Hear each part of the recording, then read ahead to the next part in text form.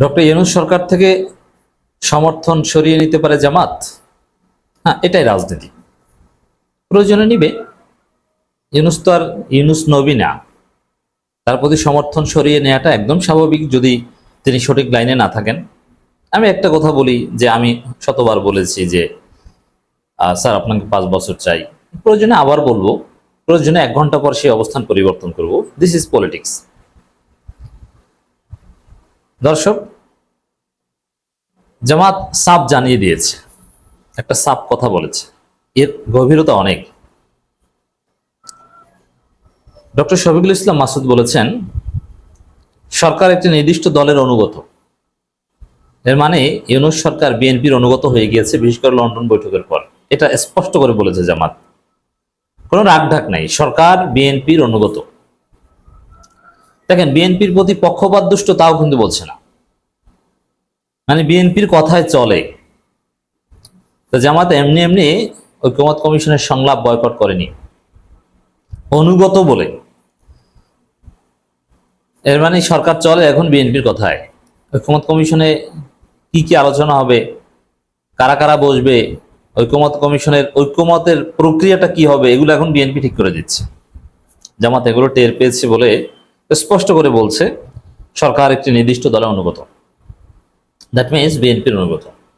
এখন একটা নির্দিষ্ট দলের অনুগত যে সরকার নিরপেক্ষ নয়, সেই সরকার অধীনে তো সুষ্ঠু নির্বাচন হবে না। সেই সরকারের প্রতি সমর্থন সরিয়ে নেওয়াটা স্বাভাবিক হবে। যদি এই সরকার ওই নির্দিষ্ট দলের প্রতি অনুগত থেকে নির্বাচন করতে চায়, তাহলে ডেফিনেটলি জামাত ইউনূসের উপর থেকে সমর্থন সরিয়ে নেবে, এতে কোনো সন্দেহ নেই।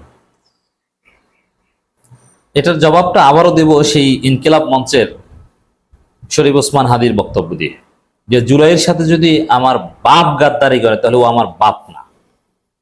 ইউনূস যদি জুলাইয়ের সাথে গাদ্দারি করে তাহলে ইউনূস আমাদের ইউনূস না, এই ইউনূস বিএনপির ইউনূস। মানুষের যে কোনো সময় ডেভিয়েশন হতে পারে। তবে হ্যাঁ, আমরা এখন আশা করি প্রফেসর ইউনূস সঠিক পদে থাকবেন। তবে জামাতের এই যে বক্তব্যগুলো, এটা যুগান্তকারী বক্তব্য, স্মরণ করিয়ে দেওয়া যে আপনি একটা দলের অনুগত হয়ে গিয়েছেন, এখন আপনার সরকারের একটা বিরাট অংশ বিএনপির খপ্পরে পড়ে গিয়েছে, পিওরলি আপনি নিজে সহ।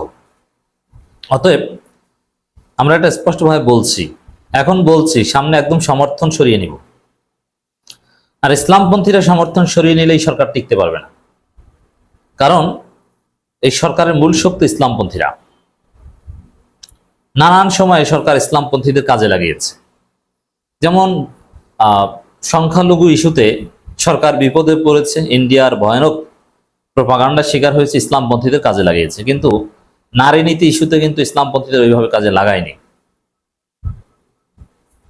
একই সাথে ইউনূস চলে যেতে চেয়েছেন, ইসলামপন্থীরা ঠেকিয়ে রেখেছে। ইসলামপন্থীরা কোনো বিনিময় ছাড়া ডক্টর ইউনূসকে সমর্থন দিয়ে আসছিল,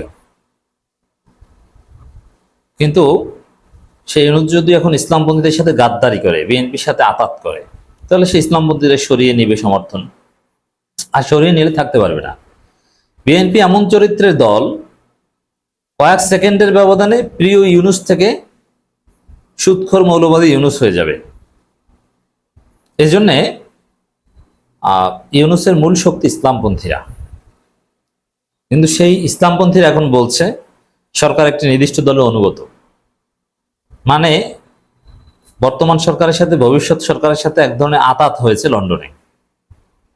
এই বক্তব্য খুব তাৎপর্যপূর্ণ। ভবিষ্যতে, অদূর ভবিষ্যতে সমর্থন সরিয়ে নেওয়ার ইঙ্গিত। সরকার একটি নির্দিষ্ট দলের প্রতি অনুগত হয়ে পড়েছে বলে মন্তব্য করেছে জামাত ইসলামের কেন্দ্রীয় কর্মসূচির সদস্য, ঢাকা মহানগর দক্ষিণের secretary doctor Shafiqul Islam Masud. Doctor Shafiqul Islam Masud অথবা জামাতের সিনিয়র নেতা নন বা মৌলিক নীতি নির্ধারক নন, মানে নির্বাহী পরিষদের সদস্য নন, কিন্তু তিনি যে বক্তব্য দিয়েছেন এটা জামাতের একদম টপ পলিসি মেকারদের স্পিরিটের সাথে সঙ্গতিপূর্ণ। এটাই জামাত অ্যাজ এ হোল এখন চিন্তা করে, সেটাই শফিকুল ইসলাম মাসুদ বলেছেন। তিনি জানেন তো নির্বাহী পরিষদ কিভাবে কি আলোচনা করেছে, এগুলো তিনি জানেন। অতএব তার বক্তব্য এটি জামাতের বক্তব্য। ডক্টর শফিকুল ইসলাম মাসুদ বলেন, অন্তর্বর্তী সরকারের কাছে জাতির প্রধান প্রত্যাশা ছিল। দেখেন, প্রধান প্রত্যাশা ছিল, এর মানে বর্তমানে সেই জায়গায় সরকার নেই। ডেভিয়েশন হয়েছে বলে জামাত মনে করে, আর ডেভিয়েশন হয়েছে বলে মনে করার কারণেই তো ঐকমত্য কমিশনের সংলাপ বর্জন করেছিল, বয়কট করেছিল। সংস্কার, গণহত্যার বিচার এবং একটি বিশ্বাসযোগ্য নির্বাচন উপহার দেয়া, অথচ তারা জনগণের আকাঙ্ক্ষা বুঝতে ব্যর্থ এক নির্দিষ্ট দলের প্রতি অনুগত হয়ে পড়েছে। এর মানে সরকার সঠিক পথে নেই, জামাত স্পষ্ট করে বলছে, যা ছাত্র জনতার জুলাই বিপ্লব চেতনার সঙ্গে সাংঘর্ষিক। তাহলে জামাতের একটা রেড লাইন পাওয়া গেছে যে জুলাই বিপ্লব এটা জামাতের রাজনীতির এখন মূল একটা ভিত্তি। অর্থাৎ জুলাই বিপ্লবের লাইনে যারা থাকবে তার পক্ষে জামাত আছে, জুলাই বিপ্লবের লাইন থেকে যারা বিচ্যুত হয়ে যাবে জামাত তাকে চেনে না, জামাতের বাপ হলেও তাকে জামাত চেনে না। এজন্যে জুলাই বিপ্লবই হচ্ছে আমাদের রাজনীতির মূল ভিত্তি, এটাই হওয়া উচিত। জামাত এটা নিয়েছে।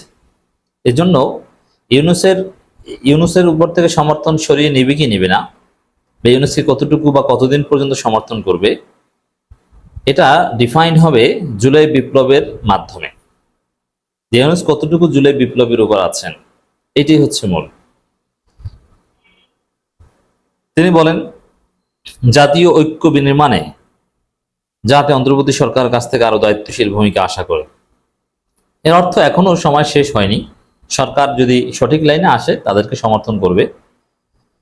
কিন্তু এখানে কিন্তু বলছে না জামাত ইসলামপন্থীদের স্বার্থ বা এই কথাও কিন্তু বলছে না। মূল হচ্ছে জুলাই বিপ্লব। জুলাই বিপ্লব হচ্ছে রেড লাইন, এই জায়গাটা ক্রস করলে জামাত তাকে চেনে না। এই জামাত নেতা আরো বলেন, আমাদের জামাত ইসলামী শুধু ভোটের রাজনীতি করে না, আমরা রাজনীতি করে আল্লাহর সন্তুষ্টি, জনগণের কল্যাণের জন্য। জামাতের রাজনীতি হচ্ছে আল্লাহর জমিন, আল্লাহর দিন কায়েমের সংগ্রাম। এটা হচ্ছে জামাতের একদম বেসিক। আমাদের লক্ষ্য ক্ষমতা নয়।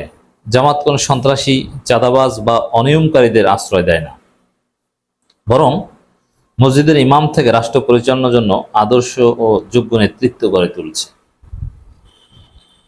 তিনি বলেন, আমাদের বন্ধু সংগঠনের কেউ কেউ নির্বাচনের আগেই নিজেদের জন্য 280 আসন নিশ্চিত বলে দাবি করছেন। মানে বিএনপি, বন্ধু সংগঠন মানে কি? বিএনপি। এ ধরনের বক্তব্য সুষ্ঠু নির্বাচনের পথ রুদ্ধ করে। জাতি শঙ্কিত, ভোটের আগেই তারা নিজেদের বিজয়ী ঘোষণা করে বসতে পারে। আমি আহ্বান জানাই, ক্ষমতা মোহ না করে সবাই দেশ গঠনে কাজ করতে মনোনিবেশ করুন।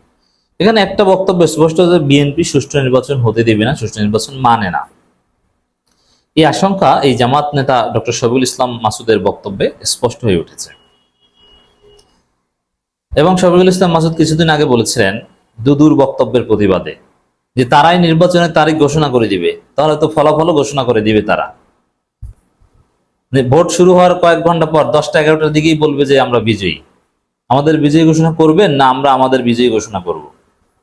এই যে নিজে নিজে বিজয়ী ঘোষণা করে, এটা বিএনপির এখন স্বভাবে পরিণত। যেমন ইঞ্জিনিয়ার ইশরাককে আপনারা দেখেছেন, নিজেকে নিজে বিজয়ী ঘোষণা করে, নিজেকে নিজে মাননীয় মেয়র লিখে নিজে নিজে চেয়ারে বসে পড়ে, নিজে নিজে সেমিনার করে।